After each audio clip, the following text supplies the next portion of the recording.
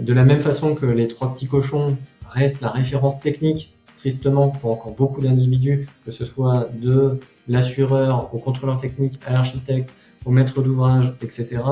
C'est bête à dire, mais les gens font plus foi dans un conte de Walt Disney fait au moment de la Deuxième Guerre que la physique. La mise en œuvre de paille hachée a permis d'économiser 30 tonnes et demie d'équivalent CO2 par rapport à l'isolation minérale à l'échelle du projet, mais aussi a été l'un des éléments clés qui a permis de s'affranchir d'un investissement de climatisation. J'estime que quand on utilise un produit, on est responsable de l'impact qu'il va générer pour les générations futures. Il est 100% compostable en l'état. Il n'y a rien d'autre que de la paille. On soutient des valeurs, on soutient une vision du monde, on soutient un projet de société qui est particulier. Bienvenue dans le podcast La Case Robinson, le podcast qui parle d'éco-construction et d'habitat écologique. Au croisement de l'architecture, du bien-être et de l'écologie, je pars à la rencontre de celles et ceux qui mettent ces sujets au cœur de leur vie. Je suis François-Xavier Parent, entrepreneur, formateur en éco-construction et auteur du blog lacaserobinson.fr. Parce que l'éco-construction est encore trop peu démocratisée et que cette démarche demande parfois de surmonter des obstacles inattendus, je vous propose des témoignages inspirants pour vous aider, je l'espère, vous aussi, à créer des lieux plus écologiques, plus sains, plus confortables, qui vous nourrissent au quotidien. Parce que la maison est un abri, un lieu intime, parfois un miroir, aujourd'hui je vous emmène dans la case de Nicolas Rabuel. Après des expériences enrichissantes dans le domaine de l'écologie en France et à l'étranger, Nicolas se lance dans un projet ambitieux, démocratiser l'usage de la paille comme matériau d'isolation dans le bâtiment. Dans cet épisode, Nicolas nous raconte pourquoi la paille est un matériau qui fait totalement sens pour faire face aux défis environnementaux et sociétaux de notre époque. Il partage ainsi dans le détail et avec passion cette aventure à la fois entrepreneuriale et humaine qu'il porte au sein de la coopérative d'intérêt collectif Yellow, qui développe et commercialise la paille hachée. Il présente aussi un chantier pilote réalisé en paille hachée qui a permis de limiter drastiquement les émissions de CO2 et même de supprimer la climatisation grâce aux propriétés thermiques avantageuses qu'offre la paille. Enfin, il décrit aussi les obstacles rencontrés pour faire reconnaître la paille hachée au sein des normes de construction, étape indispensable pour démocratiser son utilisation. J'ai beaucoup appris en écoutant Nicolas et j'ai également particulièrement aimé l'approche globale qu'il met en œuvre pour que la paille hachée puisse être un outil au service du plus grand nombre dans le respect de l'humain et de la nature. Je vous souhaite une très bonne écoute. Bonjour Nicolas, merci de venir sur le podcast. Bonjour FX, merci pour l'invitation. Écoute, je suis ravi de te recevoir sur La Case Robinson. On va parler aujourd'hui d'isolation, de confort, de mise en œuvre, avec notamment un matériau qui est très répandu dans nos campagnes et qui tend aussi à le devenir dans nos maisons. Ce matériau, c'est la paille, puisque tu développes et commercialises avec la coopérative Yellow, un procédé innovant destiné à l'isolation des bâtiments. Et ce procédé, c'est la paille hachée. Donc on va en parler aujourd'hui. Mais pour commencer, est-ce que tu pourrais simplement, comme on va beaucoup parler de paille, préciser ce qu'on appelle la paille dans le bâtiment, comment on l'utilise et quels sont historiquement ces domaines d'application dans le secteur de la construction? Oui, alors la paille, donc à ne pas confondre avec le foin. Donc ici, on parle bien de la tige qui porte les épis de blé les épis de céréales avec les grains dedans. Donc ça peut être de la paille de blé, d'orge, riz, triticale, avoine, etc. Donc c'est bien cette tige que l'on vient récolter pour ensuite l'utiliser dans le bâtiment. Son usage dans le bâtiment remonte à plusieurs millénaires. On en retrouve en mélange ou seul, mais beaucoup en mélange pour les bâtiments les plus anciens où on en retrouve, dans les adobes, les torchis, voilà ce genre de techniques, aux quatre coins du monde, hein, sur tous les continents. C'est un matériau qui dure très longtemps, comme le bois, voilà, donc tant qu'elle reste au sec, elle ne se dégrade pas. Et on la connaît de façon plus récente sous forme de bottes, avec l'apparition des machines, des presses à petites bottes dans les plaines du Nebraska, aux États-Unis. C'est là-bas qu'on sont apparues ces machines-là. Et dans ces régions où les arbres sont plutôt rares, l'arrivée de ces petites briques de fourrage, hein, d'ailleurs c'est aussi bien du foin, des herbes folles, etc., que de la paille, leur a donné l'idée de faire des maisons en bloc de fourrage. D'ailleurs, il y a aussi bien du foin que de la paille. Et donc sont apparues autour des années 1860-1880 les premières maisons en bottes de paille porteuses pour le coup. Et puis c'est vraiment à partir de 1920 dans ces années-là avec l'exemple de la maison Feuillette à Montargis, donc première maison connue en ossature bois isolation en bottes de paille, donc une maison qui est toujours en très bon état, qui est toujours exploitée aujourd'hui et qui accueille le Centre national de la construction en paille Émile Feuillette à Montargis. Et donc, il y a eu quelques constructions avec des bottes de paille dans des ossatures dans ces années-là. Sont arrivées les guerres, on sait le fil de l'histoire avec le béton qui a repris le dessus, construire vite, etc. Et c'est dans les années la fin des années 70-80 avec l'après-crise du pétrole, etc. Que des premiers pionniers, des personnes comme toi et moi qui avaient envie d'un autre monde ont essayé de construire différemment, pas forcément des gens du bâtiment, et de fil en aiguille ont contribué à faire reconnaître ces techniques-là, ont écrit des bouquins. Ça a amené à la création du centre du réseau français de la construction en paille, le RFCP en 2006. Et là, ça a pris un tournant, ça a fédéré donc aussi bien ces autoconstructeurs qui sont improvisés constructeurs de maisons en paille, plus ou moins professionnels. Et à partir de 2006, donc ça a commencé à fédérer des professionnels qui se sont réunis pour écrire ensemble des règles professionnelles qui ont abouti en 2012, donc les règles professionnelles de la construction en paille, qui est la première reconnaissance en technique courante pour faire reconnaître donc assurable les bottes de paille comme isolant support d'enduit, notamment dans des constructions en ossature bois. Et donc à partir de là, vraiment, c'est là que cette filière s'est développée. De fil en aiguille, on a aujourd'hui le privilège en France d'être probablement le pays où il se fait le plus de construction en paille par an. Il faut savoir qu'en France, on fait plus de bâtiments en paille par an que dans toute l'Europe réunie. Voilà, 10 fois plus de bâtiments en paille chaque année en France qu'en Allemagne, par exemple. Mais ça reste toujours très marginal au regard du marché de l'isolation et du bâtiment. Voilà, donc aujourd'hui, on estime une dizaine de milliers de constructions en paille, essentiellement en bottes, et de tout type de construction. Hein. Ça peut être des grands bâtiments publics, des collèges, des lycées, des tours de logements, etc. Voilà, et pour la majorité des bâtiments très performants, ce sont souvent des projets en mission. C'est aussi le petit côté élitiste et ce qui le marginalise un peu, c'est qu'aujourd'hui, c'est vraiment des projets où il y a des moyens intellectuels et financiers quelquefois aussi pour aboutir. Et donc, je vais m'arrêter là, mais c'est là que avec la Sikielo, on s'est posé des questions. C'est comment sortir de la niche dans laquelle on est coincé aujourd'hui. Voilà. Mais je m'arrête là pour l'introduction sur d'où vient la paille et où on en est. C'est très clair, merci pour le retour historique. On voit que la paille est utilisée depuis de nombreuses années, depuis des millénaires, tu le citais, sous différentes formes. Toi, donc on va parler de la coopérative Yellow et puis de ce que vous proposez comme application pour développer plus globalement l'utilisation de la paille dans le bâtiment. C'est un procédé qui est très intéressant. Toi, d'où te vient ton intérêt pour la paille spécifiquement ? Alors, c'est assez lié à mon parcours, mon chemin de vie, je dirais, mais je pense comme beaucoup de gens que tu interroges. D'abord, je suis fils de paysan, donc je suis né sur la paille, dans une petite ferme en polyculture élevage en Limousin, aux portes de Limoges. Et donc, c'est un matériau voilà qui naturellement me parle, mais j'y suis pas venu tout de suite. Alors, je fais partie de ces gens qui ont le petit syndrome à vouloir sauver le monde à tout prix, par un moyen ou par un autre.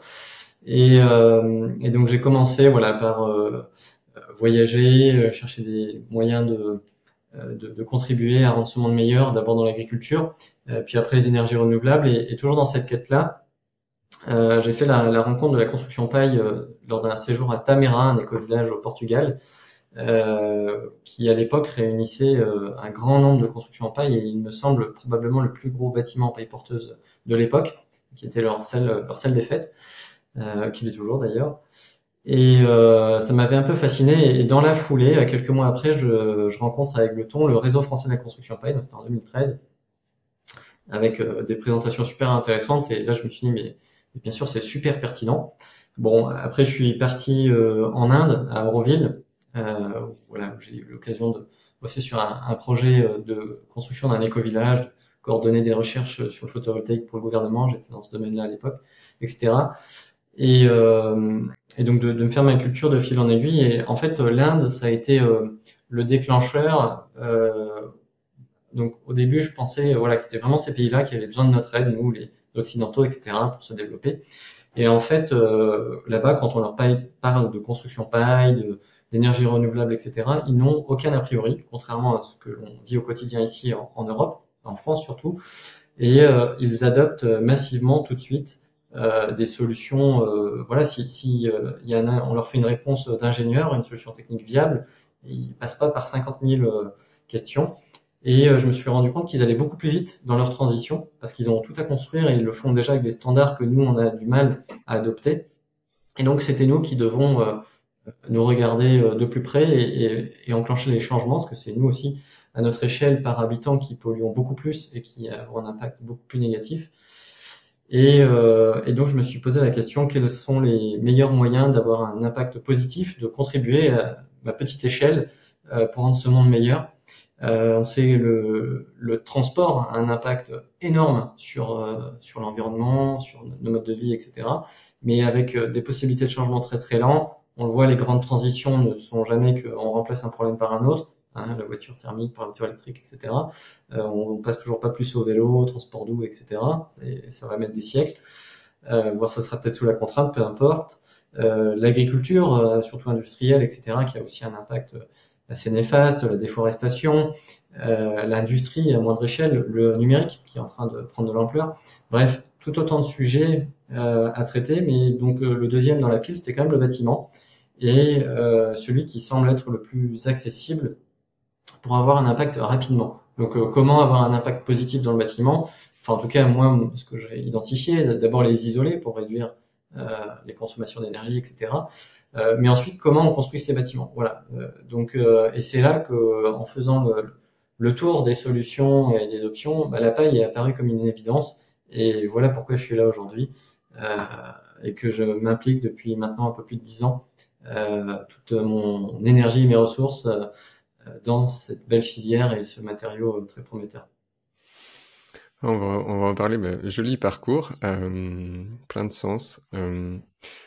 C'est quoi l'intérêt d'utiliser la paille, tout simplement, avant de rentrer dans le détail de la mise en œuvre, notamment de la paille hachée, et puis on va développer aussi sur les contraintes éventuelles que vous rencontrez pour justement, tu le disais, en opposition avec ce qui se passe en Inde peut-être, les contraintes réglementaires, normatives qu'on peut rencontrer en France quand on essaie d'innover, bizarrement.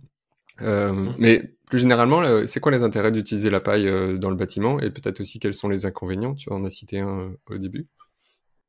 Oui, en préambule, hein, je rappelle qu'il n'y a pas de matériau universel qui est bon pour tout faire. C'est le bon produit au bon endroit. Souvent, ils sont complémentaires. La paille est un isolant et un matériau biosourcé. Donc, on peut l'utiliser aussi bien à des fins structurelles, la paille porteuse, qu'à des fins d'isolation, soit en paille porteuse et ou dans une ossature. On peut l'utiliser aussi en granulat végétal dans des bétons végétaux, en mélange avec de la chaux, du plâtre, de la terre, etc. Donc voilà, à ce niveau-là, on va retrouver une offre de biosourcés. Hein, donc ça peut être des pailles de toute nature, hein, paille de blé, riz, miscanthus, chanvre, etc., colza et autres. Euh, et donc la paille de blé, celle dont il est question aujourd'hui en ce qui concerne aussi bien la botte selon les règles professionnelles que nous au sein de la Sikielo actuellement, la paille de blé, donc ses vertus, donc c'est un bon isolant, donc il y a des bonnes propriétés d'isolation thermique qui sont caractérisées par son lambda, mais c'est aussi un très bon isolant contre le chaud parce que sa masse volumique est élevée, sa capacité thermique est importante. On va pouvoir gérer les migrations de chaleur à l'échelle de la paroi, surtout lorsqu'elles sont exposées à un ensoleillement direct, hein, donc façade ouest et rampant, par exemple, hein, le toit. C'est un matériau qui est renouvelable, donc la paille de blé, elle a un cycle annuel, donc tous les ans, on en plante, elle repousse, etc. C'est un matériau qui est largement disponible.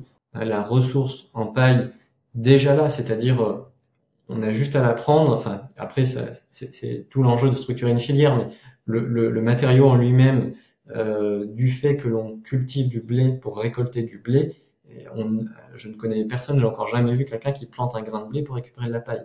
On plante du blé pour récupérer du blé et on a de la paille. Hein. Il peut y avoir de la paille sans blé, mais l'inverse n'est pas possible. Voilà. Donc, cette paille, elle est là. C'est un gisement d'à peu près 20 millions de tonnes annuelles. Ça en laisse à peu près 1 million de tonnes pour le bâtiment. Pour nous, Yellow, vu que l'on compense tout ce qui est export au champ, c'est-à-dire quand on enlève de la paille du champ, on enlève de la potasse, du calcium et quelques nutriments, de la matière organique. Nous, dans notre modèle d'organisation, on met en œuvre des procédés pour compenser cela. Ça nous fait un gisement disponible de 9 millions de tonnes. Pour faire 10% du marché, il faut autour de 200 000 tonnes de paille par an. Donc, tu vois, on n'a pas de problème de ressources. Hein, on n'y est pas d'abord, même si on voulait tout isoler, l'existant et le neuf au niveau passif, ce qui serait lourd de conséquences réellement sur nos modes de vie, on aurait assez de paille qu'on ne saurait pas quoi en faire. Donc ça, c'est son gros atout. C'est un matériau qui est sain. Voilà, donc selon comment elle est cultivée, si on fait un peu attention, elle n'a pas d'émissions de polluants, on peut les manipuler, etc. C'est très facile en fin de vie. Les déchets, c'est un gros problème du bâtiment. Hein. C'est, je crois, 60% du poids de nos déchets sur chaque individu en France est lié au bâtiment. Hein, donc c'est plus de la moitié. Parce que ces déchets ils sont collés, mélangés, ils doivent être brûlés, enfouis, etc. La paille en fin de vie, alors il faut savoir que la paille Yellow, on peut la réutiliser 3 fois. Même la botte, hein, d'ailleurs, la paille peut être réutilisée. Ça peut être composté, ça peut être, voilà, il y a plein de choses possibles. Ça peut aller en méthanisation, ça peut servir à faire du papier. Voilà. Il y a beaucoup de vertus. Donc voilà, toutes ces choses-là, toutes ces choses communes aux matériaux biosourcés, enfin faiblement transformés, pas collés, pas mélangés, on va le retrouver avec la paille, mais sa vraie valeur ajoutée, c'est sa très grande disponibilité. Et sa facilité, elle est très peu transformée, elle est assez facile à utiliser. Il n'y a pas effectivement de concurrence, on va dire, entre une utilisation de la paille aujourd'hui sur un secteur et celle que on souhaiterait faire de manière plus massive dans le bâtiment.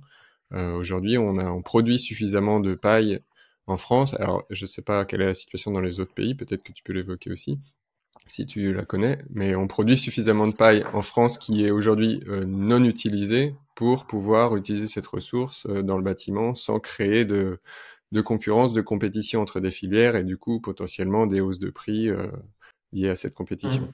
Alors c'est un équilibre sensible. Ça ne veut pas dire, c'est pas parce qu'il y a de la ressource largement disponible. Je faisais allusion aux autres pays. La paille, elle est corrélée aux politiques agricoles de chaque pays, notamment à leur production. Des pays céréaliers, il y en a pas mal. On a perdu depuis un bon moment notre première place de grenier du monde. Donc il y a tous les pays de l'Est, mais les Pays-Bas ne sont pas en reste, en Espagne également, dans certaines régions, voilà, où on va avoir beaucoup de production de paille. Très déséquilibré d'ailleurs, hein, parce que il y a des paradoxes. On envoie de la paille également dans ces pays-là. En fait, la paille en tant que telle, le brin, il est là. Le format récoltable, pas forcément. Pourquoi? Parce que pour la moitié des hectares cultivés, eh bien, la paille n'est pas récupérée pour la simple et bonne raison que les agriculteurs, quand ils moissonnent, ce qu'ils veulent, c'est récupérer le blé. C'est avec ça qu'ils gagnent leur vie. Et la paille, s'ils n'en ont pas de débouché, est un frein, est un inconvénient. C'est-à-dire que elle fait perdre du temps à la moisson, s'il y en a beaucoup, etc. Donc ils vont chercher à la réduire. Et ils vont la broyer directement à l'arrière de la batteuse pour qu'elle soit répandue sur le sol.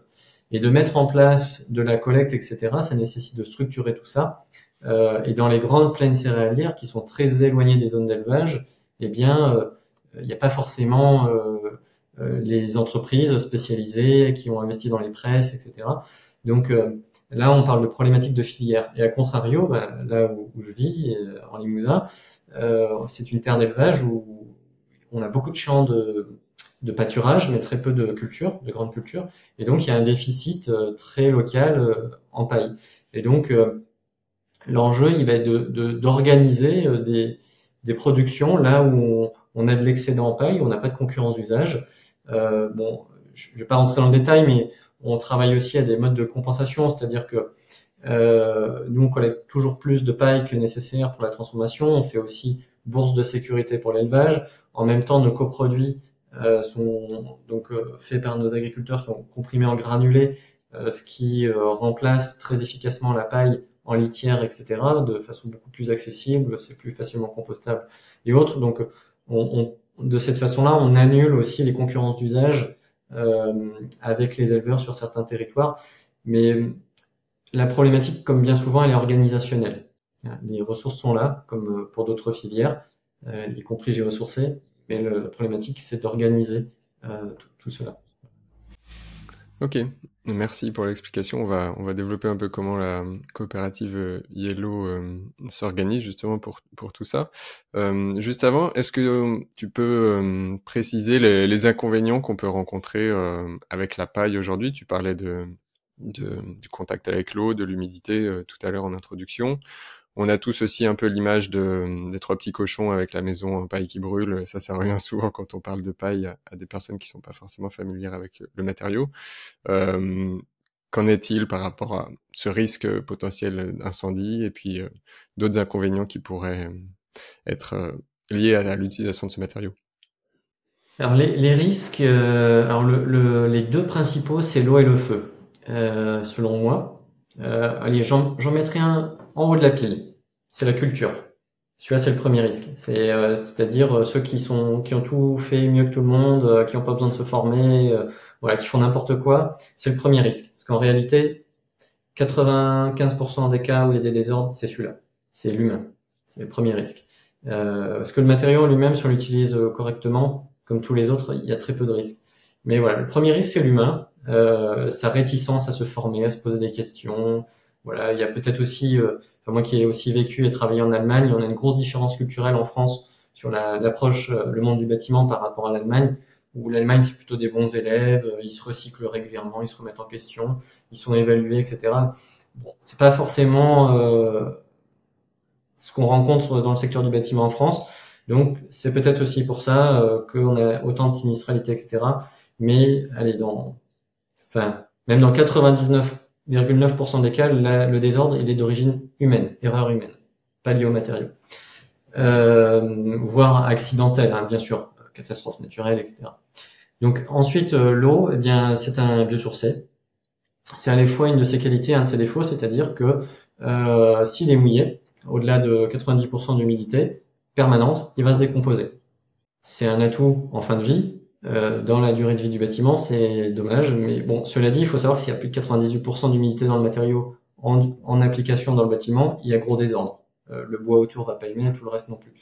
Mais c'est pas grave. Aucun isolant d'ailleurs ne va aimer. Hein. Alors, une laine de roche, si on arrive à la faire sécher, ça peut le faire. Une laine minérale, elle va s'affaisser. Enfin, en réalité, ça pose problème pour tous, mais c'est vrai que pour les biosourcés, on regarde ça un peu plus que les autres, parce que on a plus de matière organique et on aura probablement plus de développement fongique. Alors, quand bien même, quand on a un développement fongique, c'est qu'on est avancé et que le désordre il est important. Donc, il faut vraiment faire attention à ne pas avoir de pénétration d'eau accidentelle ou liée à des défauts de conception. Peut-être on rentrera un peu plus dans le sujet technique tout à l'heure, mais la maîtrise de la migration de la vapeur dans un sens comme dans l'autre, de l'humidité saisonnière sur de la rénovation et ce genre de choses, c'est aussi important à maîtriser, sachant que le biosourcé, il est hygroscopique, il a aussi des qualités uniques qui lui permettent de faire du passif dans la rénovation, là où des laines minérales et des matériaux non capillaires ne pourront pas permettre d'atteindre avec sécurité ces performances et une pérennité de plusieurs siècles. Voilà. Seuls les biosourcés comme la paille en sont capables. Mais voilà, il faut faire attention à ces sujets-là.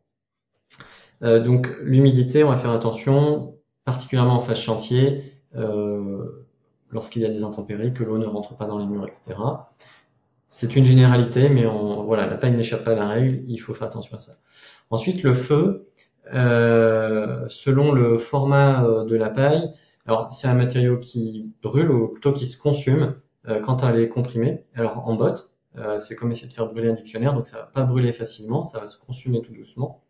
Par contre, si les brins sont éparpillés au sol en fibres longues, eh bien, vu qu'on a encore les tubes, etc., on a quand même une bonne inflammabilité. Il faut faire attention. Donc, on va éviter de laisser traîner de la paille, on va balayer régulièrement, etc. C'est aussi glissant, donc il faut faire attention. Il faut vraiment des chantiers propres. Et c'est là où il y a un risque de feu. Hein. Quand c'est encapsulé dans les murs, il n'y a plus du tout de risque. Et quand c'est de la paille hachée, en principe, il n'y en a pas qui traînent partout. Et quand bien même elle traînerait, le fait de l'avoir hachée, d'avoir réduit sa granulométrie, la rend aussi difficilement inflammable qu'une botte comprimée. Donc on a beaucoup moins de risques de départ de feu en phase chantier. Le risque, il va être surtout le risque de glissade de la paille. Voilà, sur un OSB, ça glisse. Donc il faut balayer, nettoyer, souffler, peu importe.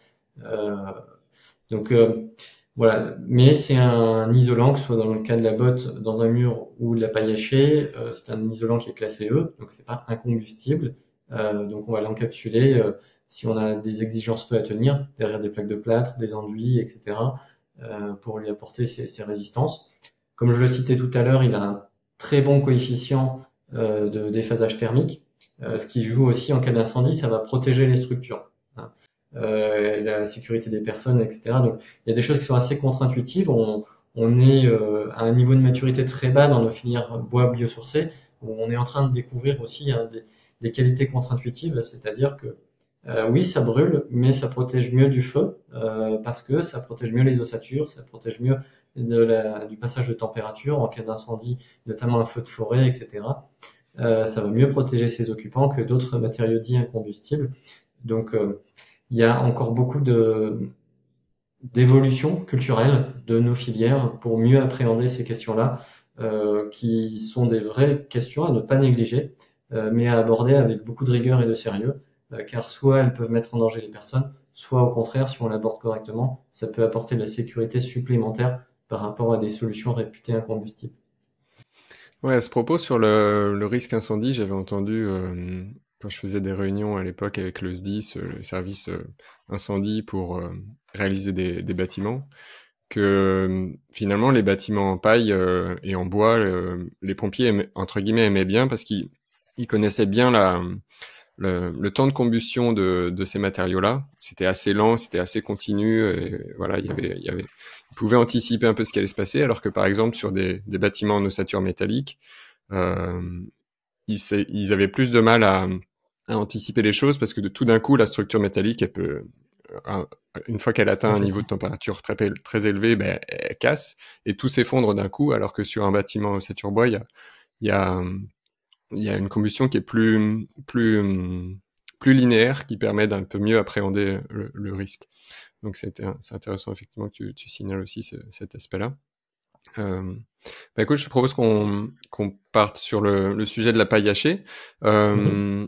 Moi, quand j'ai découvert le procédé, donc c'était peut-être il y a 2-3 ans maintenant, de paille hachée, j'ai trouvé que c'était vraiment intéressant parce que justement, tu disais en introduction que la paille, on l'utilise en paille porteuse, en botte principalement, en remplissage d'ossature éventuellement, un petit peu en apport pour faire des enduits, des choses comme ça.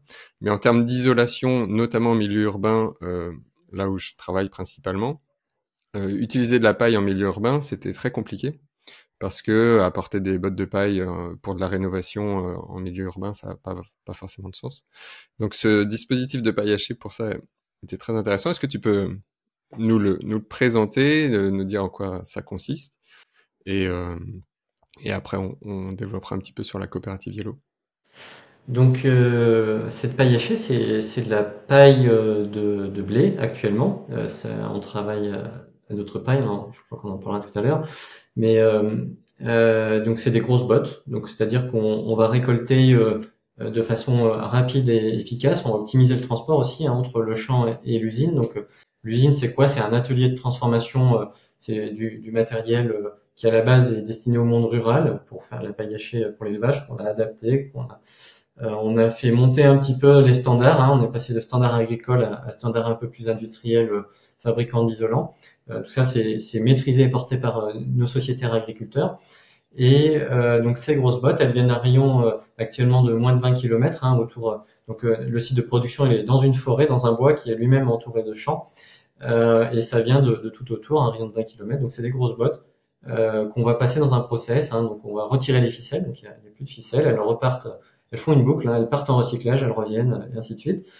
On va décompacter cette botte, on va retirer. Alors il reste toujours quelques grains. On enlève entre 15 et 20 kg de grains par tonne de paille. Ce grain, j'ai pas précisé tout à l'heure mais ça pourrait attirer des insectes et des rongeurs. Les rongeurs ont un flair assez important. Donc on le retire, c'est ce qui reste dans la paille. On retire les corps étrangers, on retrouve des cailloux, des bouts de bois, des choses comme ça. Ensuite, on broie cette paille. On va la broyer dans un broyeur à marteau avec une grille qui va lui donner la longueur de brin, qui va être les brins vont faire entre 1 et 3 cm en moyenne. Voilà, donc parce que les grilles sont rondes et le brin, selon le sens où il passe, il va être plus ou moins long. Et ensuite, on dépoussière. Donc ça, c'est vraiment le gros travail de l'outil et la grosse difficulté. Alors, la grosse difficulté, la première, c'est d'avoir la bonne granulométrie, qui est très spécifique. Toutes les pailles hachées ne se valent pas, très loin de là. Je dirai un petit peu plus tout à l'heure là-dessus. Et ensuite, le gros travail, c'est le dépoussiérage. On est dans une amélioration continue. On a encore du matériel qui va arriver dans les mois à venir pour améliorer encore le dépoussiérage. Et donc, on va dépoussiérer cette paille. Donc, ça filtre avec des cyclones, avec des tambours, des tamis, etc. Et puis après, on va stocker dans des silos tampons pour alimenter, dans un premier temps, une presse ensacheuse qui refait des ballots de paille comprimée. On monte jusqu'à plus de 250 km3 dans les petits ballots. Pourquoi est-ce que vous avez besoin de dépoussiérer? C'est pour des questions sanitaires après au niveau de l'usage ou? Le confort de pose. Donc quand on vient ouvrir le sac pour le verser dans la machine d'insufflation, donc c'est des machines du marché, une cardeuse, eh bien à ce moment-là, si le produit est poussiéreux, il va y avoir des émanations et pour l'applicateur c'est inconfortable, ça salit tout, etc. Donc on travaille vraiment à réduire beaucoup la poussière à ce niveau-là. Pour ceux qui vont faire du soufflage, alors on n'est pas encore en technique courante pour les combles, mais c'est déjà utilisé, ça marche très bien. Et du coup d'avoir peu de poussière volatile, c'est quand même beaucoup plus confortable pour ce genre de mise en œuvre. Voilà, et globalement, pour tout ce qui est quand on manipule le produit, y compris ceux qui vont l'utiliser en granulat pour faire des enduits, etc., c'est beaucoup plus agréable, même si c'est beaucoup moins problématique, la poussière dans ces cas de figure. Même ça fait de la charge supplémentaire. C'est quand même bien plus agréable pour les opérateurs. C'est une vraie attente des applicateurs, des compagnons dans les entreprises de charbon. Et bon, je dirais tout à l'heure, mais nous adaptons au quotidien à ce qui nous remonte du terrain. Donc la poussière est un vrai frein. Comme le poids des sacs. Au début, on faisait des sacs de 20, 18 kilos. On nous a dit c'est trop lourd. Hop, on est redescendu à 15. On peut faire des variantes un peu moins lourdes, etc. Vraiment, on est très réactif à ce niveau-là. L'outil, c'est l'outil commun de ces sociétaires dont beaucoup sont des applicateurs. Donc on s'adapte. Cette paille hachée, une fois qu'elle est conditionnée, alors on travaille aussi à faire du vrac, des gros ballots, pour s'affranchir de tout ce qui est les films plastiques, même des palettes, pour plutôt les industriels de la construction bois qui mettent en œuvre avec des machines d'insufflation industrielles, donc les platines. Cette paille hachée, elle se met en œuvre de manière similaire. Alors, bien entendu, c'est un produit qui est plus lourd, donc il y a des réglages différents sur les machines, mais ça reste le même matériel et les mêmes techniques que les watts, les fibres de bois, même les autres laines minérales. Par contre, on a intégré, il me semble que nous sommes les premiers actuellement à l'avoir fait, c'est d'intégrer également dans notre reconnaissance en technique courante, dans la TEX, la mise en œuvre en atelier, à la fois avec des buses à décompression, mais aussi avec des tables d'insufflation, des gros dispositifs qui ont l'avantage de réduire la pénibilité encore plus, de s'adapter plus aux attentes des nouvelles générations. Le secteur du bâtiment traverse plusieurs crises, les matériaux, le marché, mais aussi l'emploi. Et donc, il faut entendre ce que les nouvelles générations attendent et appuyer sur une tablette et régler sur une tablette, ça leur parle vachement plus pour remplir un caisson que des charges lourdes, s'esquinter les doigts, etc. C'est comme ça. Et donc les fabricants proposent des solutions pour ça, et ça va aussi dans le sens de remplacer le marché de masse de la préfa béton, etc., à des coûts qui sont très compétitifs, par du marché de masse de la construction bois biosourcé, qui doit aujourd'hui trouver un équilibre dans ses coûts, sa rationalisation, etc. Ça passe voilà, par les économies d'échelle, l'optimisation des ressources, etc. Et ces matériels-là permettent d'être plus efficaces, plus économes. Voilà, on a moins d'emballage, on a moins de palettes, on a moins de manutention, on va plus vite. Enfin bref, donc ça réduit les coûts et ça permet d'aller là où aujourd'hui nos filières n'étaient pas accessibles. Voilà, donc grosso modo, enfin, je vais m'arrêter parce que sinon je vais monopoliser tout le temps. Je te laisse poser des questions. Le temps t'est consacré, y a pas de souci. Donc voilà, le principe de la paille hachée, c'est comme tu le disais, c'est finalement d'avoir un matériau isolant en vrac qu'on peut insuffler dans des caissons notamment pour faire de l'isolation de murs, d'isolation de plafond, de plancher aussi peut-être, comme tu le disais, comme on peut le faire aujourd'hui avec de la ouate de cellulose. C'est quoi pour toi les avantages de la paille hachée justement par rapport à d'autres isolants biosourcés qui existent aujourd'hui, alors biosourcés ou recyclés, qui existent aujourd'hui aussi sur le marché? Pour moi, le premier gros avantage, c'est d'où il vient. C'est-à-dire qu'on est une société coopérative d'intérêt collectif. On est une structure qui doit être rentable pour sa pérennité, mais qui a but non lucratif. J'en dirai un peu plus tout à l'heure sur l'objet social, mais déjà, il vient pas de n'importe où. À la rigueur, peu importe ce qu'on fait, enfin, pour moi, ça a de l'importance comment on le fait, dans quel but. Donc déjà, quand on est client Yellow, on soutient des valeurs, on soutient une vision du monde, on soutient un projet de société qui est particulier. Et après, il se trouve que notre produit est particulièrement intéressant, mais parce que c'est celui aussi que veulent ces acteurs qui incarnent ce projet-là et sa singularité par rapport à beaucoup d'autres. Alors, il y en a d'autres qui ont la même, mais ils sont très rares sur les produits aujourd'hui massifiables, entre guillemets, généralisables, accessibles au plus grand monde. C'est qu'il est 100% compostable en l'état. Il n'y a rien d'autre que de la paille dans la paille Yellow. Ce n'est que de la paille. Donc, même les enfants peuvent jouer avec, c'est sans danger. On peut le mettre directement dans son potager, dans ses plantes, dans la litière de son chat, peu importe. On en fait ce qu'on veut. Il y a zéro additif, il n'y a pas de, c'est pas lié avec des fibres polyester. Enfin, voilà. Ça, pour moi, c'est un gros atout parce que j'estime que quand on utilise un produit, on est responsable de l'impact qu'il va générer pour les générations futures. Et quand on le met dans les murs et le jour où on doit le déconstruire, pour ceux qui ont déjà vu ce que ça donne, une inondation, une tornade, n'importe quoi sur un bâtiment en polystyrène, eh bien, personne n'est capable d'aller ramasser chacun des petits flocons là qui va se promener, qui va aller empoisonner des milliers de poissons, de grenouilles, de machins, de trucs. Moi, j'ai une responsabilité quand j'utilise un produit, quand j'en fais la promotion, et là au moins je dors tranquille. Voilà. Donc ça, je pense qu'on devrait plus sensibiliser à ce niveau-là, et c'est vraiment une singularité de ce produit. Après, encore une fois, c'est un produit qui... Alors si l'autre point où il se distingue particulièrement, c'est le confort d'été. Ça, c'est de la physique. Il est lourd, on a une masse volumique comprise entre 105 et 120 km3. Donc on préconise entre 105 et 115, de monter à 120 s'il va y avoir du transport, etc. pour ceinture et bretelles pour un zéro tassement. Donc déphasage thermique, lambda, enfin conductivité thermique, épaisseur, capacité thermique du produit, et puis masse volumique. Donc si on est pareil que beaucoup d'autres à ce niveau-là, la masse volumique est le double d'une ouate de cellulose, et quasiment 10 fois plus d'une laine minérale insufflée. Après, c'est de la physique, On prend sa calculette et on comprend que il fait partie des meilleurs du marché sur ces critères-là. Donc ça, c'est vraiment sa singularité.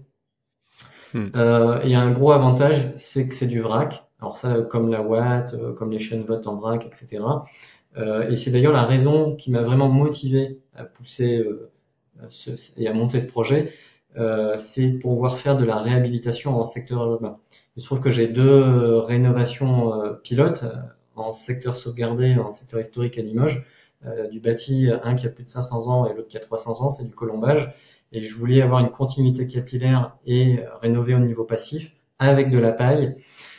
Avec les bottes, c'était compliqué. Et donc là, la paille hachée m'a permis de caler ça entre un latis existant, châtaignier avec un enduit chaud, refaire un latis enduit terre et remplir en paille hachée entre les deux et avoir euh, vraiment aussi maîtriser les épaisseurs, les irrégularités entre les colombages, etc. Donc la paille se faufile partout. Ça, c'est aussi un gros avantage pour ce type de situation. Ouais, tu le disais aussi sur le confort d'été qui est un des sujets qui est peut-être le sujet qui va devenir primordial plus que le confort d'hiver peut-être d'ici quelques années.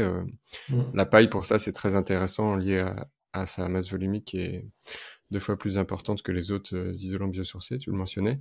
Et par rapport, pour préciser, par rapport à l'absence d'additifs dans la paille, ce qui est juste pour préciser pour les auditeurs, effectivement, dans la ouate de cellulose, par exemple, on ajoute du sel de bore pour une meilleure tenue enfin liée à la colonisation par des animaux ou des champignons, des choses comme ça. Et puis dans les fibres de bois, on le sait pas forcément beaucoup, mais il y a aussi effectivement des additifs, des fibres en polyester pour rendre les laines notamment plus souples, plus faciles à manipuler.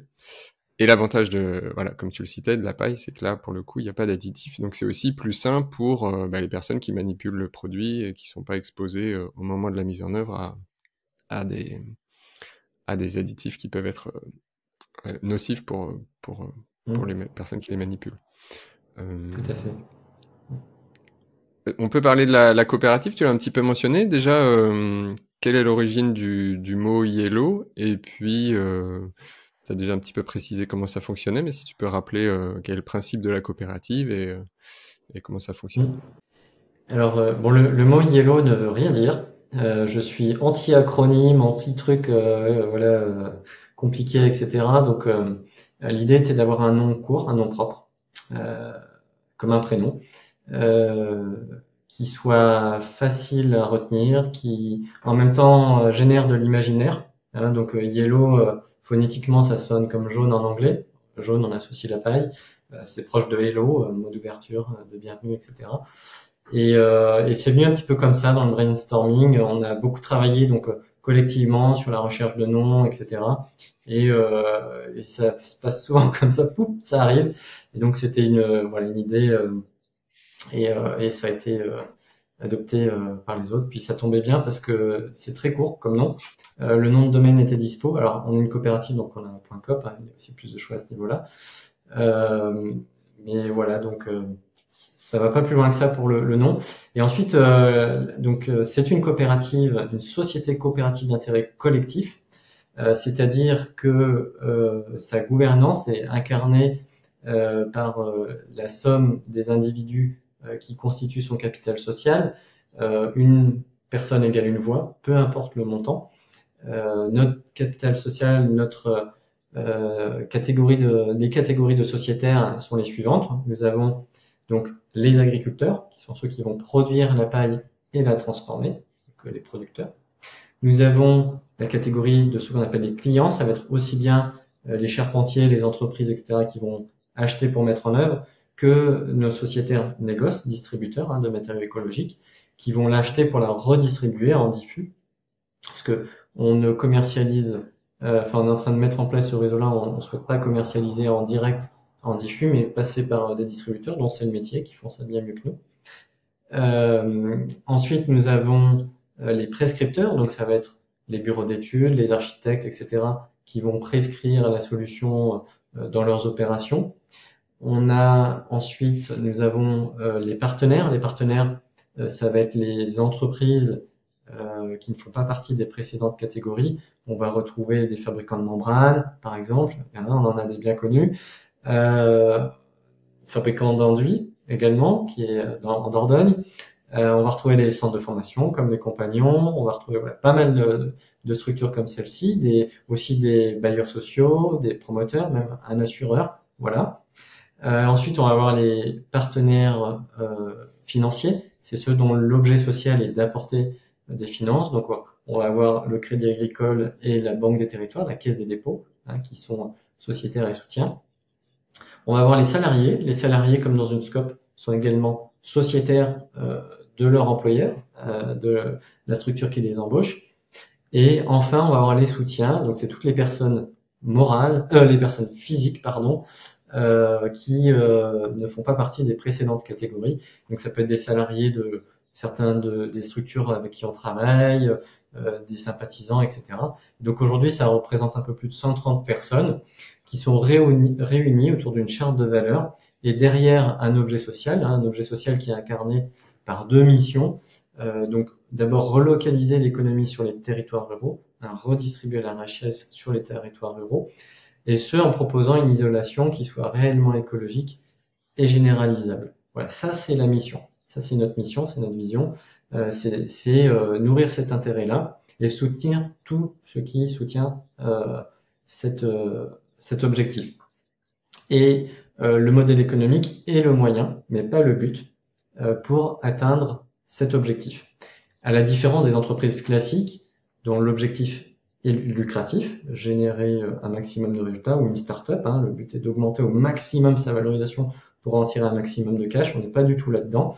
Nous ne pouvons pas être rachetés, hein, donc ça sert à rien de mettre des milliards sur la table, ça ne sert à rien. Le but est de survivre aux femmes et aux hommes qui le font pour durer dans l'avenir. Hein, c'est pas, enfin voilà, on a tous une place à un moment ou à un autre, mais le projet doit continuer. Surtout, notre objectif, alors quand même notre objet social, comment on le respecte, parce que c'est bien de dire des choses, mais il faut mettre en face du concret. La redistribution de valeur, par exemple, quand un charpentier va acheter 500 € la tonne hors transport de la paille à chez Yellow directement, eh bien il faut savoir aujourd'hui que 450 € reviennent directement aux agriculteurs. Hein, donc il faut faire le calcul, ça va faire de l'ordre de 95%. À titre de comparaison, un agriculteur, quand il vend son grain, que vous allez acheter la baguette de pain chez votre boulanger, c'est entre 3 et au mieux 7% qui va lui être redistribué. Donc, dans le pire des cas, on est plus de 10 fois mieux que ce dont ils ont l'habitude dans la valorisation de leurs céréales. Voilà. Donc, c'est comme ça qu'on rend les choses concrètes. Hein. Un site de production de transformation de paille Yellow, donc aujourd'hui c'est une quarantaine d'agriculteurs qui bénéficient de cette retombée. Actuellement on est en démarrage, hein, on collecte 4000 tonnes par an. À terme c'est entre 10 et 15 000 selon les sites de production. Ça peut être un peu plus de 3 millions d'euros redistribués. Hein. Il faut imaginer ça redistribué sur les écosystèmes locaux. Ça fait vivre des électriciens, ça fait revenir des médecins. D'ores et déjà, ça a permis à 2 jeunes agriculteurs de viabiliser leur projet et de pouvoir s'installer. Voilà, donc ça crée une dynamique qui revient vraiment sur les territoires ruraux. Et alors, ce que j'ai cité tout à l'heure, c'est que nous avons un cahier des charges également. Donc, on revendique de motiver le monde du bâtiment à progresser, mais aussi le monde de l'agriculture. C'est-à-dire que pour être producteur de paille pour Yellow, il faut s'engager dans des pratiques où on ne va pas ramener d'engrais azotés. On va compenser quand on enlève la paille, eh bien le P et le K, hein, les nutriments. On va ramener de la matière organique et tout ça actuellement c'est suivi par une coopérative agricole déjà très engagée sur le grain. Donc on a une très bonne traçabilité, hein, à la parcelle et avec des prélèvements de sol, un suivi agronomique sur la durée pour s'assurer que les producteurs de paille pour Yellow soient réellement dans des dynamiques bas carbone où on met peu ou pas de produits phytosanitaires, on fait attention à la biodiversité, enfin voilà. Alors moi je viens d'une petite ferme en agroécologie, en bio, en Limousin, où les curseurs étaient poussés très loin. Dans le monde céréalier, chacun va à son rythme. En tout cas, on leur donne les moyens, parce qu'on paye tout ça, hein, j'ai oublié de le dire, mais on achète la paille au prix de marché, plus on paye tout ce qui est nécessaire pour mettre en place ces nouvelles pratiques, que ce soit de l'apport de compost, des semis-couverts, on paye ça prend en charge les prélèvements de sol, les analyses, l'accompagnement technique, etc., pour vraiment embarquer les agriculteurs voilà, dans l'évolution des pratiques. Hein, c'est aussi le prétexte. Et pour aller toujours plus loin, hein, jusqu'à où ils pourront, dans cette direction-là. Et donc, juste pour conclure sur la partie sociétariat, chaque partie des sociétaires prend des parts sociales au prorata des intérêts personnels qu'il retire dans l'intérêt collectif nourri par la SIC. Les agriculteurs, c'est au prorata des tonnes de paille qu'ils vont vendre, comme dans n'importe quelle coopérative, donc ils prennent des parts sociales. Les clients, c'est au prorata des volumes de paille qu'ils vont acheter, parce que ça leur donne droit à un tarif sociétaire, que j'appelle en gros prix coûtant. C'est leur outil commun. On va pas faire de la marge sur l'outil qu'ils possèdent, enfin pas de bénéfice. Les prescripteurs, c'est sur le coût de la formation, donc c'est 3 parts sociales par personne à former, et ça prend en charge la formation prescripteur. Donc voilà, il y a toujours quelque chose en face. Les partenaires, c'est une somme fixe. Les soutiens, c'est une part sociale. Et les partenaires financiers, c'est un minimum de, je sais plus, 20 parts sociales ou quelque chose comme ça. Voilà, donc il y a toujours les salariés aussi, un minimum. Il y a toujours une relation qui est liée à quelque chose en face. Il faut savoir que nous ne distribuons pas de dividendes, donc ça sert à rien de mettre de l'argent pour avoir de l'argent, c'est pas le but. Une part sociale, elle ne prend jamais de valeur, elle peut en perdre si on est déficitaire, mais contrairement à de l'actionnariat, une société classique, elle ne va jamais fructifier. On ne prend pas des parts sociales pour en retirer un bénéfice, mais vraiment pour contribuer et participer à l'objet social de la structure. Voilà. Bon, très synthétiquement, mais c'est long quand même, ce que je peux dire un peu de Yellow, et j'en ai oublié beaucoup naturellement, mais n'hésite pas si tu veux qu'on approfondisse certains points. Non, merci, c'est très clair. On a fait un bon tour et c'est passionnant aussi et inspirant. Bravo d'avoir cette démarche holistique où voilà tous les partenaires et tous les paramètres essaient d'être pris en compte pour aller vers quelque chose de plus vertueux. Aussi sur le fonctionnement, donc aujourd'hui vous avez un site de production du côté de Limoges, je crois, mais l'idée c'est de développer, si j'ai bien compris, d'autres sites de production dans d'autres régions productrices de paille pour pouvoir commercialiser de la paille hachée localement à chaque fois dans ces territoires, c'est ça? Alors le premier site de production est dans le bassin céréalier de la Vienne, à Bonneuil-Matour pour être précis, entre Poitiers et Châtellerault. Voilà, sur les terres de nos sociétaires producteurs, des agriculteurs. Le Limousin est pas très bien fourni en paille. Alors peut-être qu'un jour une petite unité pourrait voir le jour avec justement de la compensation liée aux coproduits, etc. Mais bon, c'est pas du tout à l'ordre du jour. Là, on a une autre société, les membres fondateurs agriculteurs, c'est une coopérative agricole qui s'appelle la coopérative agricole de la Tricherie, du lieu-dit où ils sont basés. Et on a une autre coopérative agricole qui s'appelle Cérésia, qui nous a rejoint récemment, dans l'objectif, plus ou moins court terme, d'implanter une unité de transformation sur un de leurs territoires. Alors, ils ont un grand territoire qui couvre la région Hauts-de-France, Grand Est et l'Est de la région Île-de-France. Donc, il y a des intérêts sur tous ces territoires.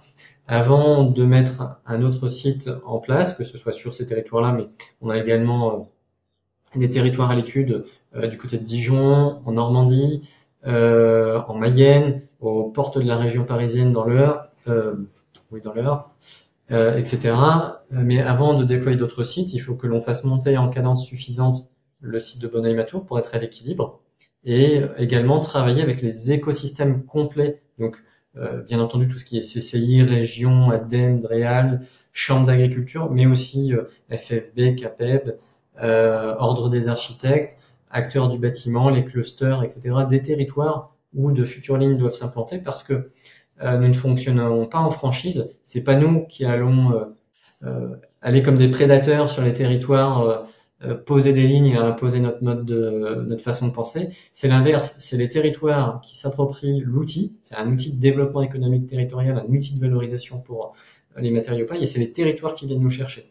Donc, et nous, après, on les accompagne pour pouvoir monter un outil de transformation qui soit compatible avec notre cahier des charges et mutualiser les investissements. Ce que l'on met en avant, c'est d'essayer de faire ce qu'on n'a pas réussi à faire jusque-là dans nos filières, c'est d'être plus complémentaires, de mieux mutualiser nos petits moyens. Il n'y a pas de milliardaires autour de la table, il n'y a pas de grosses boîtes, etc. Donc la façon d'aller aussi loin et aussi vite, c'est de mutualiser, de se réunir.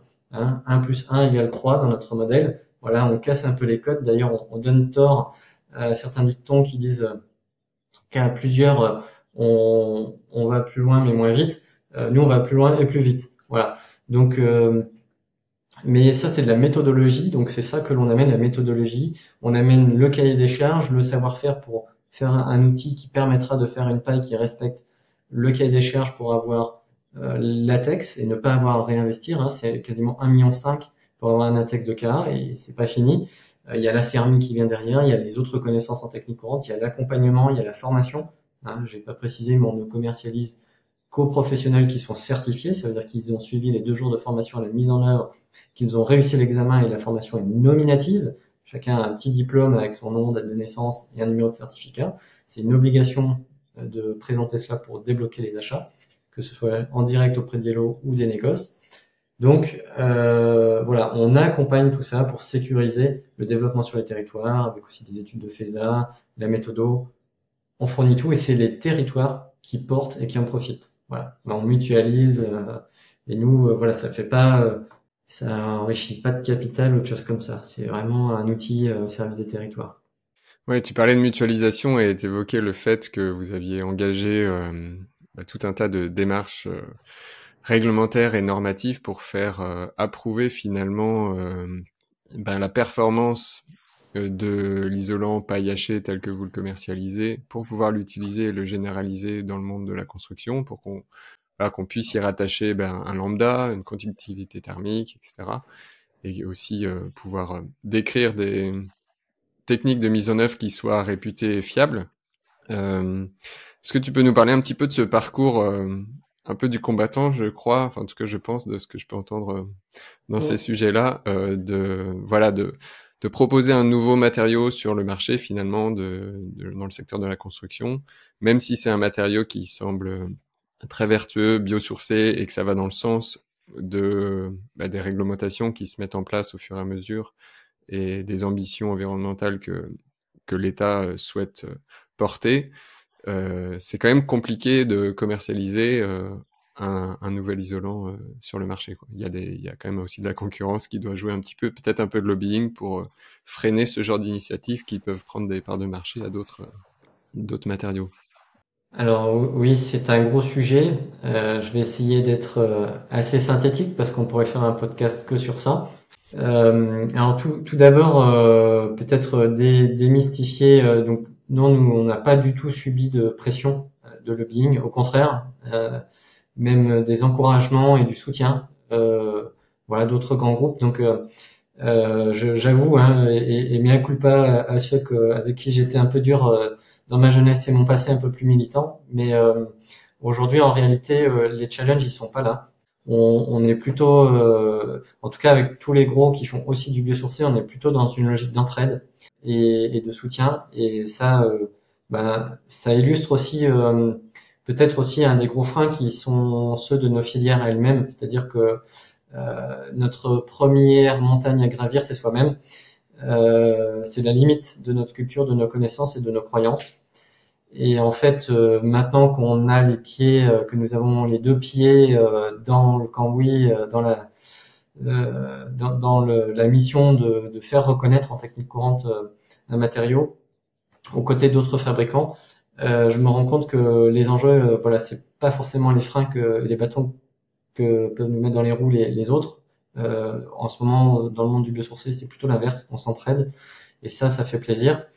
En fait, les difficultés, elles sont organisationnelles, elles sont structurelles, elles sont un peu la même que dans tous les autres secteurs, y compris la politique. C'est qu'on a un monde qui est de plus en plus complexe. On a des individus en face de nous qui sont pas aussi passionnés que nous dans les organismes de certification, enfin pas toujours, qui sont pas toujours là depuis très longtemps. Il peut y avoir beaucoup de turnover. Qui ne connaissent pas forcément nos solutions, qui ont éventuellement une longue carrière derrière eux, mais pas sur du biosourcé. Et donc c'est de la méconnaissance aussi, hein, le biosourcé. En fait, les normes et les lois, enfin les lois plutôt les normes, les réglementations ont été construites autour de ce qu'il y avait, sans même avoir voulu forcément enterrer le biosourcé. C'est juste que le biosourcé n'était pas dominant au moment où il a fallu cadrer tout ça. Et donc, ce cadre réglementaire, il n'est pas adapté au contexte des biosourcés. Les mesures de résistance fongique, sont juste ridicules. À titre d'exemple, on met un biosourcé, on le passe au rayon X pour tuer tout ce qu'il y a dedans. Après, on lui met 8 souches de champignons. On le met à 98% d'humidité, je crois, à 23 degrés. Et forcément que ça va se développer. En fait, ce qu'on regarde, c'est pas si ça se développe ou pas, c'est la résistance. Et si le produit n'est pas toxique, ça peut pas résister. Voilà. Donc, il y a des choses comme ça qui sont juste ridicules. Et 98% d'humidité à 23 degrés, bah, c'est un désordre. Vaut mieux se poser la question des formations des acteurs, etc. Comment on fait quand ça arrive, comment on détecte cela. Mais voilà. Et ça, c'est des petites choses comme ça qui sont pas du tout adaptés aux matériaux naturels, quels qu'ils soient, et contre lesquels il faut cheminer. Il y a aussi beaucoup d'idéologies. Ceux qui évaluent ne sont pas forcément des gens qui ont fait du terrain, ils ont des croyances. Voilà, ils ont cru que la paille hachée était très abrasive, ça allait pas être compatible avec les membranes. Enfin, on entend tout et n'importe quoi. Bon, mais c'est pas de leur faute tant que les personnes n'ont pas expérimenté avec leur sueur et leur énergie. C'est dur de se faire une idée. Donc de la même façon que les trois petits cochons restent la référence technique, tristement, pour encore beaucoup d'individus, que ce soit de l'assureur au contrôleur technique, à l'architecte, au maître d'ouvrage, etc. Chose qu'il n'y a pas en Inde, ils connaissent pas les trois petits cochons, donc ça simplifie beaucoup les choses. Mais c'est bête à dire, mais les gens font plus foi dans un conte de Walt Disney fait au moment de la Deuxième Guerre que la physique. C'est bête, mais nous sommes des êtres de croyance, et donc c'est aussi ça qui est un enjeu. Et donc le parcours, hein, très rapidement, donc on a dû commencer par faire nos preuves en faisant des projets pilotes sous ATEX de cas B. Donc à distinguer, hein, il y a trois types d'ATEX. L'ATEX de cas B qui est à l'échelle d'une opération, qui permet d'avoir l'assurabilité, la reconnaissance en technique courante à l'échelle d'une opération. C'est très très contraignant parce que ça nécessite de faire travailler y compris toutes les équipes du projet pour amener beaucoup de détails, etc. Donc ça coûte très cher, c'est très long, ça met la pression sur les plannings. Vraiment, c'est vraiment à aborder avec beaucoup de vigilance. Et ensuite, on a l'ATEX de KC qui peut être un complément pour faire exactement la même chose dans le même périmètre, hein, si on veut faire le même bâtiment à côté, par exemple. Et puis enfin, on a l'ATEX de KA qui lui est plus comme un pré-avis technique, c'est-à-dire ça va couvrir un domaine d'emploi. Donc un domaine d'emploi, par exemple, en ce qui nous concerne, c'est les murs ossature bois, porteurs et non porteurs, hein, les façades ossature bois et les murs COB, MOB, donc des TU 31.2 et 31.4. Donc ça, c'est un domaine d'emploi. Et donc cet ATEX, il couvre ce domaine d'emploi avec un périmètre défini pour tous les projets qui respectent ce domaine d'emploi. Ça, c'est l'ATEX de K. Donc, nous avons fait 2 ATEX de KB, donc sur 2 opérations. Nous avons fait des campagnes d'essais en labo aux 4 coins de la France. Même on est allé faire des essais un peu à l'étranger.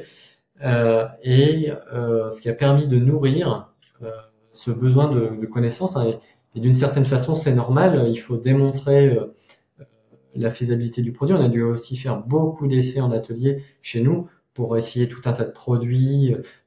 Voilà, les plaques de plâtre, les machins comme ça, bah, selon les réglages, ça éclate, donc il faut faire les bonnes préconisations, comment ça fonctionne derrière les membranes. Il y a une multitude de machines et d'accessoires, donc il faut les essayer. On mesure tout ça, enfin bref. Donc ça prend beaucoup de temps, ça coûte cher, faut faire des caissons, faut regarder comment se comporte la paille de tassement dans plein de situations différentes. Chez les fabricants aussi, on allait chez différents fabricants de machines. Et donc voilà, ça c'est un parcours un peu obligatoire. Il faut vraiment connaître sur le bout des doigts son produit, et puis c'est aussi notre exigence, on est un peu jusqu'au boutiste. Petit à petit franchir les étapes. Et donc maintenant qu'on a la Tex de K1, la prochaine étape c'est la CERMI, parce que il faut le savoir, on peut faire des dizaines, et bientôt on doit être à une centaine d'essais en labo pour caractériser la conductivité thermique, le lambda. Donc on sait qu'on est autour de 0,04, voire on descend un petit peu en dessous. Cependant, dans un permis de construire, on doit prendre une valeur qui est réglementaire, qui est issue d'une annexe, hein, de l'arrêté des règles, enfin d'un arrêté qui est dans les règles THBAT pour le référentiel RE 2020, et elle définit des règles de calcul en attendant, où on prend des coefficients pénalisants. Et donc aujourd'hui, on se retrouve entre un lambda de 0,049 ou 0,052, qui est le lambda forfaitaire de l'annexe 12, hein, de l'arrêté pour la RE 2020. Et donc, il faut avancer dans les règles de certification. La CERMI, c'est la prochaine étape pour faire reconnaître un lambda plus bas. Et après, il va nous falloir des centaines et des centaines d'essais en labo, qui coûtent aujourd'hui quasiment 400 € l'unité. Donc, je laisse imaginer l'investissement que cela représente pour faire descendre un coefficient pénalisant et réduire le taux d'erreur, etc. et aller vers un lambda plus proche du lambda réel qui sort en labo COFRAC classique. Voilà, c'est un exemple parmi tant d'autres. Sur le feu, pour des situations particulières, il va falloir avancer. Sur les autres domaines d'emploi que sont les planchers bas, intermédiaires, les combles, les rampants, eh bien, il faut refaire des démarches d'évaluation technique, il faut refaire des dossiers. C'est très long. On doit détailler beaucoup de choses. Alors, c'est très intéressant, mais c'est très long et fastidieux. Il faut à chaque fois, par exemple, si on a 10 chapitres sur 10 caractéristiques techniques différentes, il va peut-être falloir faire 2 à 3 essais en labo de plusieurs dizaines de milliers d'euros chacun, avec des planifications à 6 mois, 1 an, etc. pour chacun de ces essais. Donc, on voit vite que le compteur il tourne, à la fois le temps et l'argent. Mais ça, on passe tous par là. D'autres fabricants bien connus qui font de la laine de roche ont mis 5 ans pour avoir leur index de cas sur l'insufflation. Là, nous, on l'a fait en moins de 3 ans. Donc aussi pour preuve que les lobbies sont pas vraiment le sujet. C'est la complexité du système, c'est notre capacité. Et là, notre modèle coopératif est un gros atout aussi parce que tout seul, on n'est pas crédible. C'est vraiment la somme des compétences, des expériences, des expertises qui nous rend crédibles. On a la chance d'avoir un très bon réseau qui nous accompagne en tant que prestataire et sympathisant. Et ce qui nous amène à avoir, je pense, en toute modestie, à construire une expertise technique, une capacité à apporter des réponses sur des sujets réellement complexes, qui fait la différence et qui nous permet de rassurer l'écosystème réglementaire qui joue son rôle. Je rappelle, une norme, c'est les règles autour desquelles on se réunit pour se dire on est d'accord derrière ça, si c'est respecté, on saura faire et normalement ça devrait bien se passer. Voilà. Elles sont à faire évoluer avec les biosourcés, mais globalement, c'est une des bases du vivre ensemble, c'est faire des normes. Voilà. Donc c'est se mettre d'accord autour de définitions communes. Après, elles sont pas toujours bonnes, je suis d'accord. Et se mettre d'accord, ça prend un petit peu de temps, mais vous avancez, donc c'est chouette. Aujourd'hui, du coup, sur quelle typologie de chantier, de projet, un particulier ou un maître d'ouvrage, enfin une collectivité, peut utiliser la paille hachée? Alors, pour commencer, il faut bien retenir que seuls les professionnels certifiés peuvent acheter et mettre en œuvre. Un autoconstructeur peut bénéficier de cet isolant-là s'il est accompagné par un professionnel formé. Donc, il peut y avoir de l'autoconstruction, mais c'est plutôt marginal aujourd'hui. Ça va être un petit peu de maison individuelle, mais surtout du projet marché public.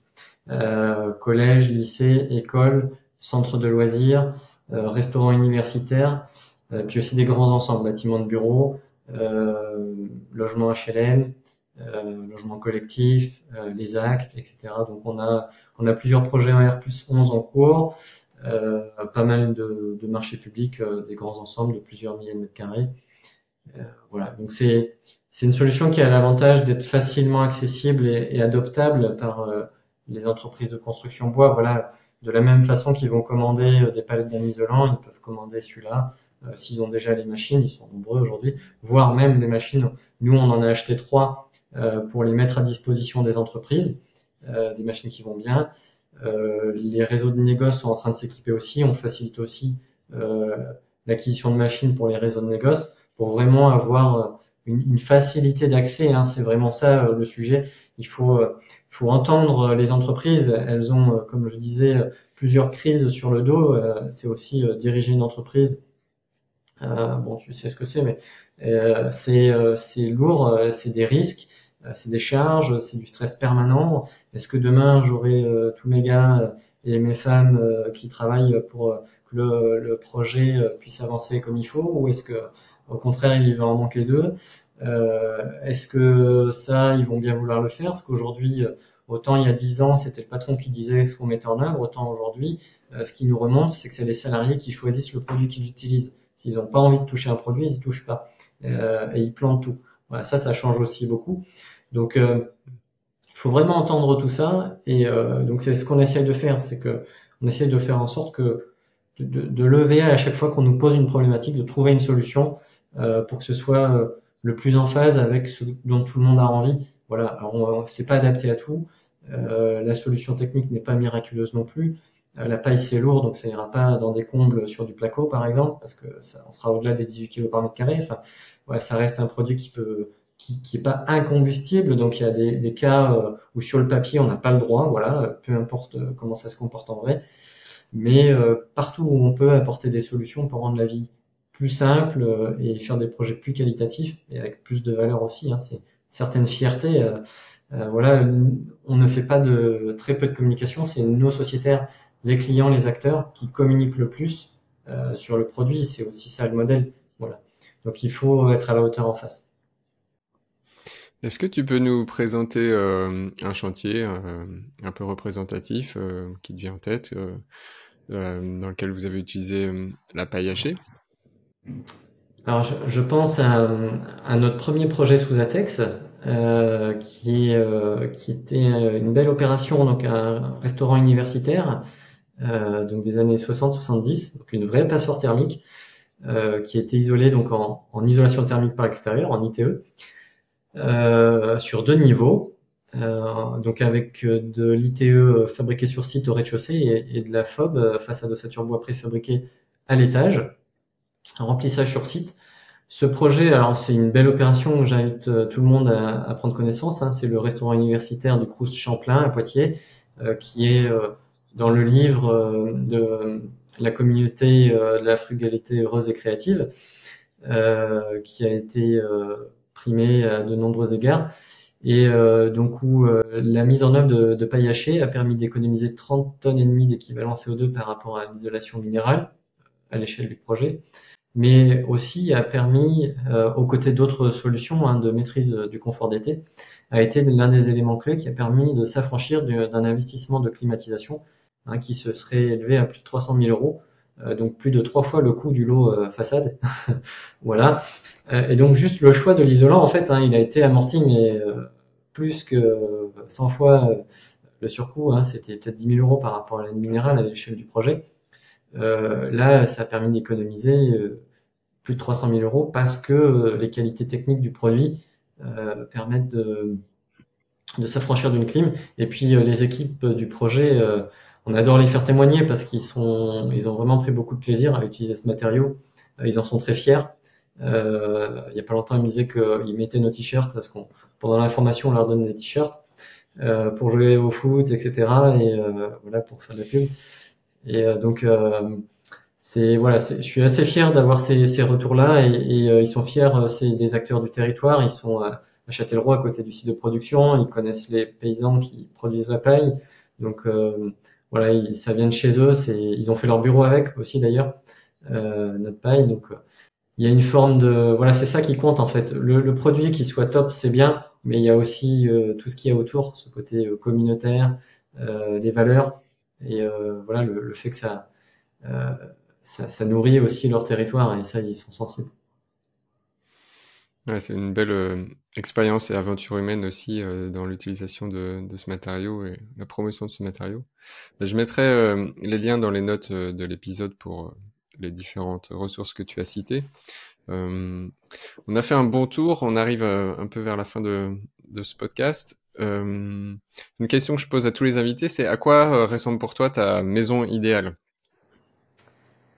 Pour moi, la maison idéale, alors, par le prisme technique, alors déjà, une maison idéale, c'est une maison collective, parce que faire une maison individuelle, c'est une catastrophe sur le bilan environnemental. Mais je suis comme tout le monde, hein. Mon rêve, c'est ma petite maison tout seul, avec rien devant la vue, dégagé plein sud, etc. Et puis, j'ai même déjà le- une idée, le terrain qui irait bien, mais sur la ferme de mes parents. Et, voilà, depuis tout petit, je me projette au même endroit. Mais je culpabilise parce que c'est pas du tout écologique de faire sa maison, alors bien que tous les réseaux arrivent pas loin. Mais voilà, tu me demandes ma maison idéale, donc de rêve. C'est une maison sur pieux, tout ossature bois forcément, donc facilement démontable, etc. Pour moi actuellement, c'est soit une maison en botte de paille enduite des deux côtés, parce que pour moi c'est le mur le plus intelligent. La continuité capillaire totale à l'échelle des deux parois. Ou alors, comme j'ai fait à Limoges, avec un système de latis et d'enduit des deux côtés et avec de la paille hachée au milieu. Voilà, mais c'est l'un ou l'autre.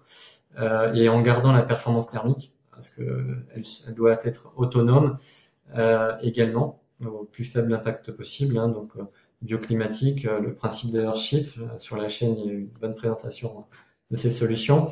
Mais voilà, tout en paille. Les exemples sont déjà nombreux, je sais que c'est faisable. Ouais, avec un maximum d'autonomie, toilettes sèches, récupération d'eau, enfin voilà, tout ce que j'ai pu expérimenter et voir au travers de mon parcours réuni en un seul endroit, voilà. Et voilà, ça pour moi c'est ma maison à moi idéale, mais c'est pas l'idéal. C'est pas l'idéal pour la planète. Voilà. Ok, merci pour le partage. Est-ce qu'il y a un livre ou une ressource que tu souhaiterais partager aux personnes qui nous écoutent ou qui nous regardent pour peut-être approfondir ces sujets, ou un livre qui t'inspire? Alors j'ai une pile comme ça de livres sur ma table de chevet. Tu peux en citer plusieurs.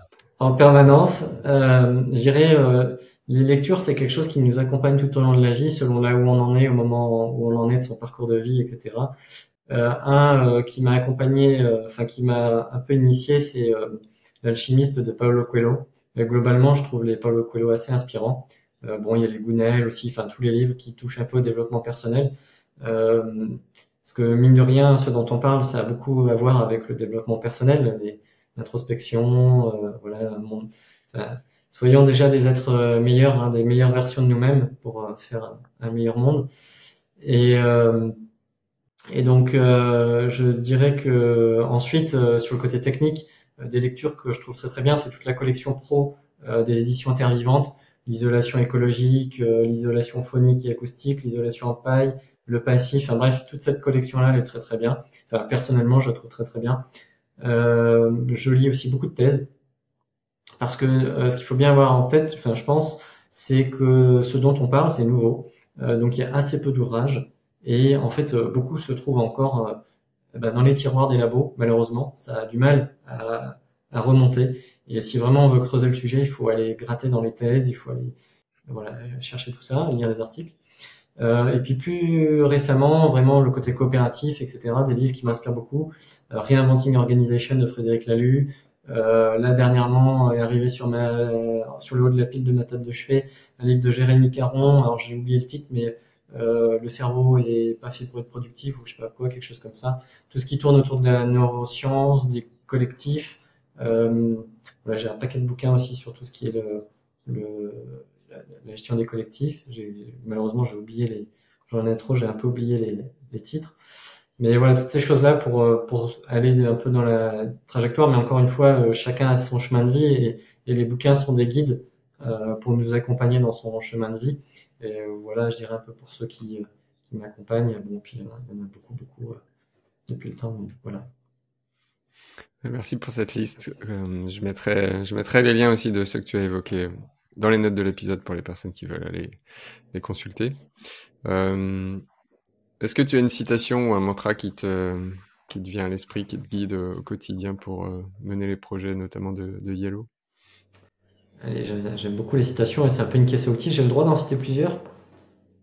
Même chose, oui, comme tu veux.